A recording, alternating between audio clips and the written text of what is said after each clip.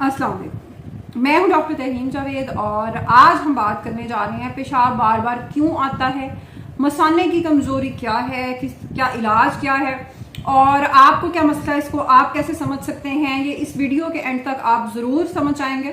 तो one by one in चीज़ों को डिस्कस करते हैं। सबसे पहली बात तो आपको ये समझने की ज़रूरत है कि पेशाब का बार बार आना किसी एक चीज़ की नहीं, ये एक अलामत है, ये एक बीमारी नहीं है। जिस तरह शुगर है या ब्लड प्रेशर या कोई ऐसी चीज़ है, ये एक बीमारी नहीं है, ये एक अलामत, एक सिम्टम है जो आपको बता रही होती है कि आपके जिस्म में कोई प्रॉब्लम है। दिन के अंदर बार बार पेशाब आना मुख्तलिफ अलामत है और अगर रात के अंदर बार बार पेशाब आ रहा है तो ये एक मुख्तलिफ अलामत है। इसको डिफरेंट तरीकों से हम अप्रोच करेंगे। ख़ास तौर पे जो इम्पोर्टेंट चीज़ है, जेंडर, लड़का है, लड़की है, मर्द है, औरत है, और ख़ास तौर पे उम्र, एज का बहुत बड़ा फ़र्क है। जिस तरीके से कुछ दिन पहले मेरे पास, और बच्चे तो एज, छोटी एज में तो ये अक्सर मसला आता रहता है कि जी बच्चा बिस्तर पे पेशाब कर देता है। ये अक्सर डॉक्टर्स के पास प्रॉब्लम आता रहता है और मुख्तलिफ वजूहात होती हैं उसकी।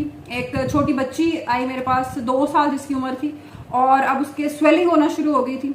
3-4 महीने से ये मसला चल रहा था तो घर वालों ने सीरियस नहीं लिया। खैर, तो उसमें ये मसला मुख्तलिफ है। और एक और पेशेंट जो 65 प्लस मेल पेशेंट, मर्द, उनके अंदर क्या मसला था, उनके अंदर पेशाब का बार बार आना, एक गदूद का मसला जिसे आम जुबान में कहा जाता है, एक्चुअली प्रोस्टेट का हाइपरप्लेजिया। तो मुख्तलिफ वजूहात हो सकती हैं, वन बाय वन उनको डिस्कस करते हैं। सबसे पहली चीज़ जो मैंने अभी बात की कि प्रोस्टेट का बढ़ जाना।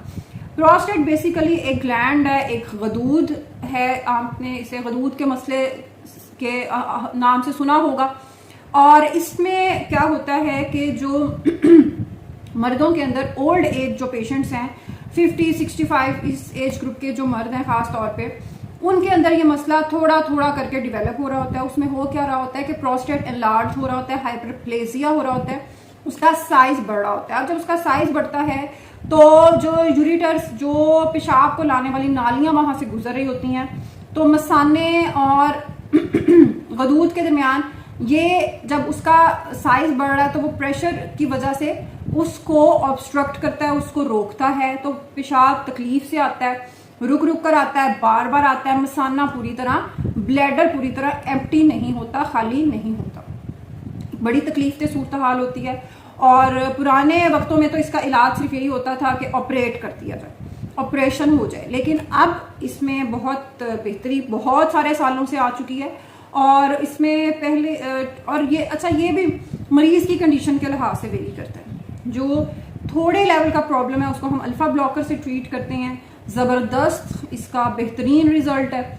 और जिन लोगों में ये थोड़ा बहुत साइज बड़ा हो, कुछ ग्राम्स का मसला हो प्रोस्टेट के साइज का, उनमें तो ये बहुत अच्छे तरीके से सेट हो जाता है। लेकिन समटाइम्स ऐसा पेशेंट है जो ऑलरेडी डायबिटिक है, जो हाइपरटेंसिव है, जिसके गुर्दों में ऑलरेडी इश्यूज चल रहे हैं, इवन कोई कैलकुलाई, कोई पथरी का भी मसला है, मसाने में भी कोई ऑलरेडी पथरी का मसला था, अब उसका प्रोस्टेट भी बढ़ना शुरू हो गया है, गदूद का साइज भी बढ़ गया है। तो अब क्या करेंगे? अब ये करेंगे कि अब लेप्रोस्कोपी के जरिए, कैमरे के जरिए पेशाब के रास्ते से जिस्म के अंदर जाएंगे और जो प्रोस्टेट, जो गदूद बढ़ा हुआ है, उसकी रिसेक्शन, उसको कम किया जाएगा, उसका साइज घटाया जाएगा ताकि मरीज के सिम्टम रिलीव हों, उसकी जो ऑब्स्ट्रक्शन है वो, उसमें उसको आराम मिले, उस तकलीफ से उसको निजात मिले। तो ये किया जा सकता है। इसमें फिर अगर साथ में शुगर और बाकी चीज़ें हैं उनको भी ऑब्वियसली आपने देखना है। तो ये सारी चीज़ें इसके अंदर बहुत ज़्यादा मैटर करती हैं। अब बच्चे आ रहे हैं, ज़्यादातर जो बच्चे आ रहे होते हैं, ख़ास तौर पे लड़कियों में, ये छोटी बच्चियों में बहुत ज़्यादा इशू आ रहा होता है।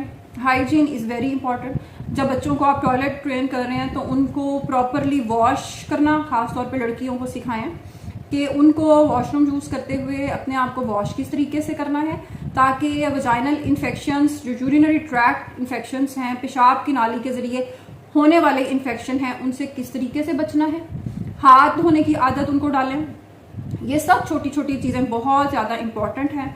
और अक्सर ऐसे देखा है, लो सोशो इकोनॉमिक स्टेटस के जो केसेस हैं, जो पेशेंट्स हैं, उनमें हाइजीन बहुत पुअर होती है, हाइजीन का ख्याल नहीं रखा जाता और जो सर्दियों का मौसम है उसमें गीला बार बार रहने की वजह से भी कई तरह के इन्फेक्शन फंगल हो रहे होते हैं। तो ये चीज़ भी बहुत ज़्यादा ज़रूरी है। फिर अगर यूटीआई एक दफ़ा हो गया है, यूरिनरी ट्रैक्ट इन्फेक्शन हो गया है, तो बजाय कि उसके कि फैमिली उस चीज़ को अंडरस्टैंड करे, डॉक्टर के पास चेक कराए। जिस तरह मैंने शुरू में बात की कि एक बच्ची जो 3-4 महीने के बाद जिसके घर वालों को ख्याल आया 2 साल की बच्ची कि अब हम डॉक्टर को चेक करवा लेते हैं, और उसके बाद उनको एक ही दिन में बच्ची को ठीक भी करना था, जो कि 3-4 महीने से घर पे बार बार पेशाब आने की तकलीफ में मुब्तला थी।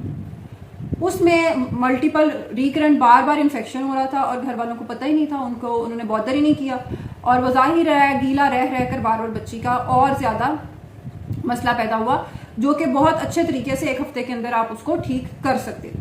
फिर उसमें बुखार भी हो सकता है, कई तरह की चीज़ें हो सकती हैं, खारिश भी होना शुरू हो सकती है। जाहिर है जब मसाना बार बार खाली वो पूरी तरह नहीं होगा, थोड़ा थोड़ा पेशाब आएगा, बच्चा गीला रहेगा, तो लड़कियों में ये फंगल इन्फेक्शन भी हो सकता है, और उसकी वजह से इचिंग और ये सारी चीज़ें छोटी बच्चियों में के अंदर भी हो सकती हैं। तो इस चीज़ को अपने माइंड में ज़रूर रखना। फिर एक और इम्पॉर्टेंट फैक्टर है शुगर, डायबिटीज़ की ये पहली अलामत भी हो सकती है।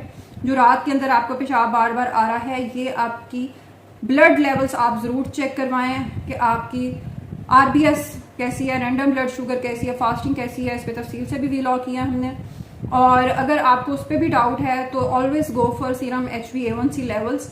उससे आपको अंदाज़ा होगा कि पिछले कुछ महीने के अंदर आपके जिस्म के अंदर शुगर का कंट्रोल किस तरीके का रहा है, तो वो चेक करवाएं। अगर 6 से ऊपर है तो इट्स वेरी अलार्मिंग, तो मेडिकेशन आपको स्टार्ट करने की ज़रूरत है, अपने सिम्टम्स को ट्रीट करने की ज़रूरत है, लाइफस्टाइल मॉडिफिकेशंस की ज़रूरत है।